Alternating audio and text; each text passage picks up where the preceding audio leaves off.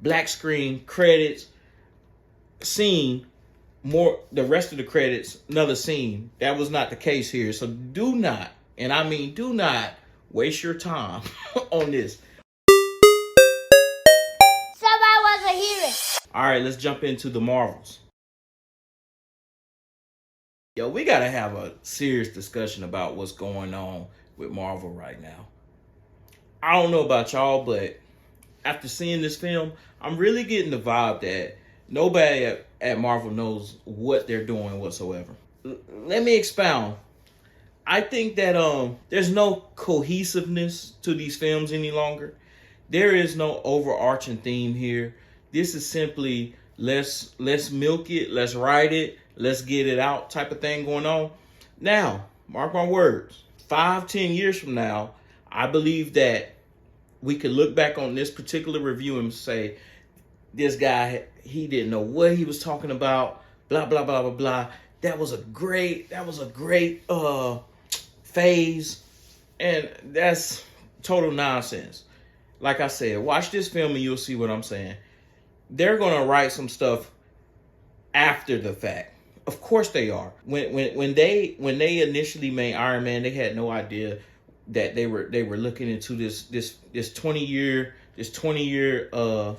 phase, and they were going to have completed with Thanos, whatever you guys want to call them. No, there's nothing here. There's nothing here. I promise you. This is literally just writing. And I know right now you're probably thinking I'm saying that the movie is bad. It's not. I think it was a fair movie. I think it was fair. It really starts tying in things that we started seeing, and starts putting a kind of like a culmination to some stuff. But then towards the end, it kind of brings out new questions. So of course we meet Carol Danvers. She's doing some type of mission with Nick Fury. Of course, it's in space. We have when the Marvels ended. Miss Marvel ended, and we saw the switch happen. That's pretty much where this picks up at, and we get an understanding of why that happened.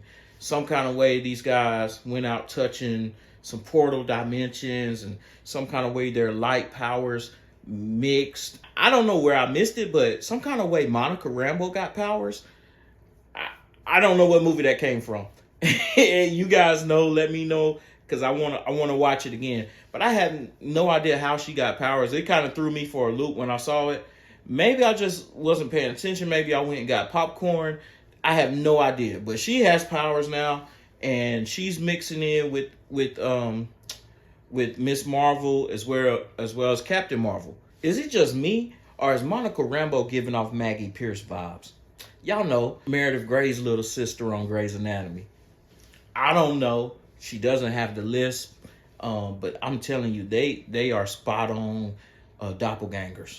That's not me. That's a doppelganger.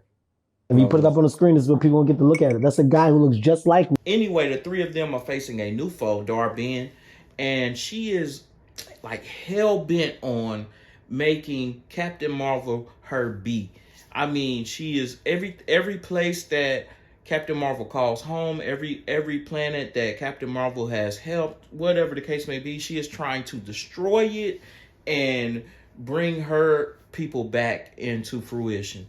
And that's not necessarily a bad plight. It's not bad at all. It was a mistake made, and you guys will see it was a mistake made on Carol Danvers' part, and she kind of needs to correct it. However, but in the midst of it all, she's going to make sure that she corrects it, whether or not she wants to or not. I have to say, overall, I thought that this film was actually fun. It missed moments, emotional moments. There were times where I felt that they were trying to really draw out the emotion, and it really failed. It failed on me. It failed on my wife. There was nothing there. Like I felt nothing, and that's actually kind of sad, because they could have really capitalized on those moments, but they didn't. All in all, I think this was a very fair film, and again, I'm saying go ahead and go see it.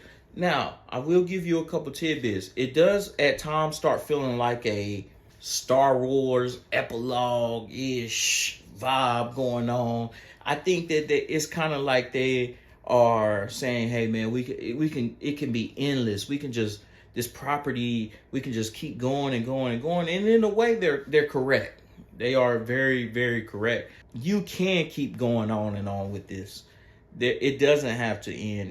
It can be drawn out and drawn out and drawn out. Is that what you want to do? Is that the right thing to do?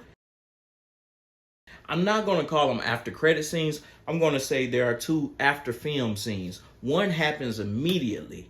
Then one happens, of course, mid-credit.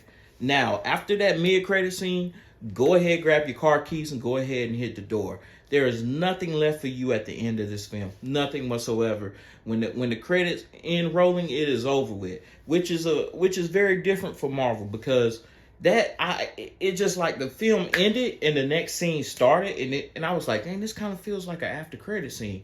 And there's two of them for sure, but it didn't give you that black screen credits scene, more the rest of the credits, another scene. That was not the case here. So do not, and I mean do not, waste your time on this. I am recommending, it's a weak recommend, but I am recommending that you go see it.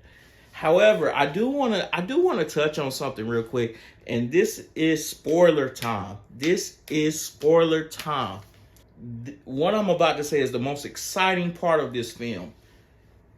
Beast made an appearance in this film. Okay, no, Beast made an appearance in the after credit scene of this film, or the mid credit scene rather.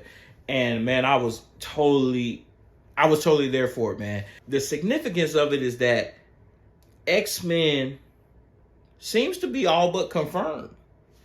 X-Men is going to join the MCU, but maybe not the way that we want. I think that X-Men is going to be separate, because as it was a totally split dimension. And I don't even think it's like the parallel universes, the way he was saying it. Maybe that is what he was saying, but it was like a split dimension of the same universe. I think that's what I was gathering, which I don't understand whatsoever. So maybe I got it all the way wrong. But either way it goes, Beast was there, and I think that we can look forward to seeing some X-Men characters from Disney, from Marvel. I think that we can look forward to that. That's not under Fox, which they not saying that they did bad at all. Here lately they have, but their last few attempts to me has been kind of paltry. But we can look forward to the Disney magic, so to speak, on X-Men, and I'm actually excited to see what they can do with it. That's all I have for you for right now, man. Be sure to hit the subscribe button, hit that notification bell, and thank you for watching as always.